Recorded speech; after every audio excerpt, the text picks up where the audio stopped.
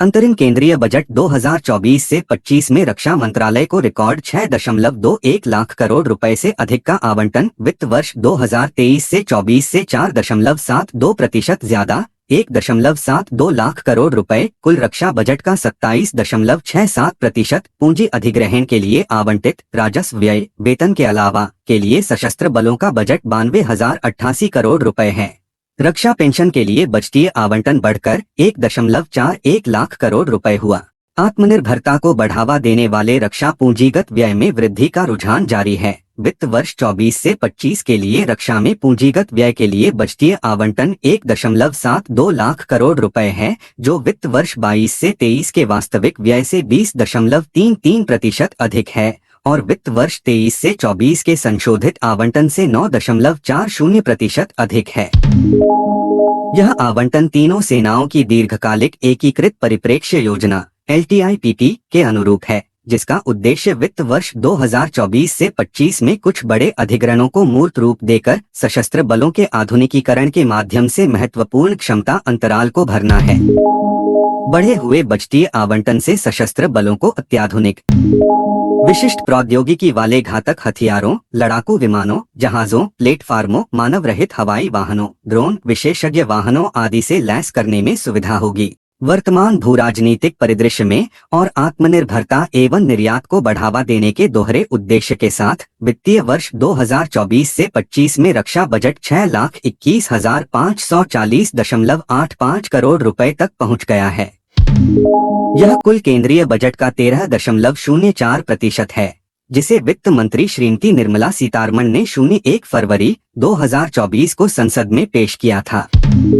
रक्षा मंत्रालय MOD को मंत्रालयों में सबसे अधिक आवंटन प्राप्त होता रहा है। वित्त वर्ष 24 से 25 के लिए रक्षा का बजटीय आवंटन वित्त वर्ष 2022 से 23 के आवंटन से लगभग 1 लाख करोड़ 18.35% और वित्त वर्ष 23 से 24 के आवंटन से 4.72% अधिक है। इसमें से 27.67% का एक बड़ा हिस्सा पूंजी में जाता है।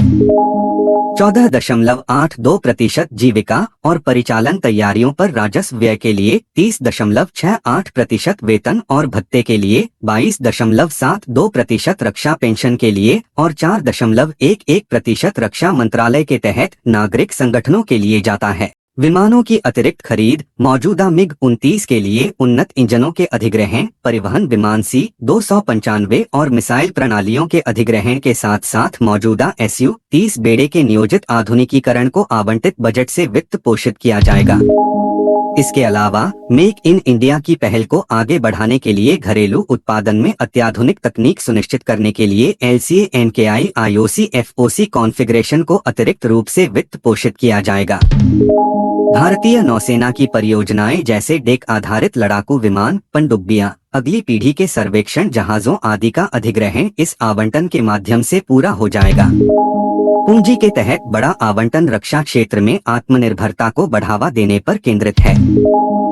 आवंटन का बड़ा हिस्सा देश को घरेलू स्तर पर निर्मित अगली पीढ़ी की हथियार प्रणाली प्रदान करने के लिए घरेलू स्रोतों के माध्यम से खरीद के लिए उपयोग किया जाएगा, जिसका GDP पर कई गुना प्रभाव पड़ेगा। रोजगार पैदा होगा, पूंजी निर्माण सुनिश्चित होगा और घरेलू अर्थव्यवस्था को प्रोत्साहन मिलेगा। भारतीय आर्थिक सर्वेक्षण रिपोर्ट 2023 के अनुसार जहाज निर्माण क्षेत्र में निवेश गुणक लगभग 1.82 है, जिसका अर्थ है कि गुणक प्रभाव के कारण जहाज निर्माण क्षेत्र में नौसेना जहाज निर्माण परियोजनाओं में लगभग 1.5 लाख करोड़ रुपए के निवेश से 2.73 लाख करोड़ रुपए का संचलन प्राप्त होगा। भारतीय तटरक्षक के नेतृत्व में मल्टी मिशन सेवा को मजबूत करना। इस वित्त वर्ष 2024 से 25 के लिए भारतीय तटरक्षक ICG को 7,651.80 करोड़ रुपए आवंटित हुए हैं, जो वित्त वर्ष 2023 से 24 के आवंटन से 6.31% अधिक है।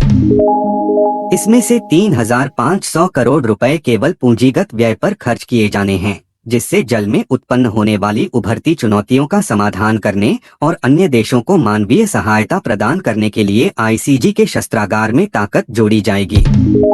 आवंटन से तेज गति से चलने वाले गश्ती वाहनों, इंटरसेप्टर, उन्नत इलेक्ट्रॉनिक निगरानी प्रणाली और हथियारों के अधिग्रहण की सुविधा मिले। X पर एक पोस्ट के माध्यम से रक्षा मंत्री श्री राजनाथ सिंह ने एक सकारात्मक और उत्साहजनक अंतरिम बजट पेश करने के लिए वित्त मंत्री श्रीमती निर्मला सीतारमण को बधाई दी, जो एक आश्वस्त, मजबूत और आत्मनिर्भर विकसित भारत के दृष्टिकोण को रेखांकित करता है।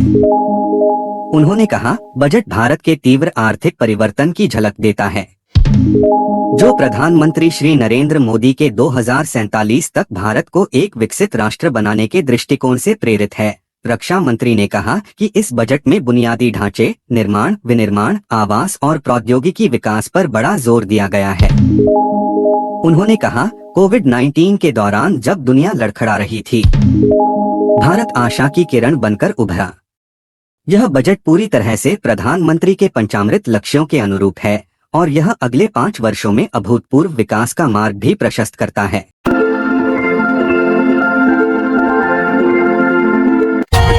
For more updates, subscribe to our channel, click the show links and enjoy watching the videos.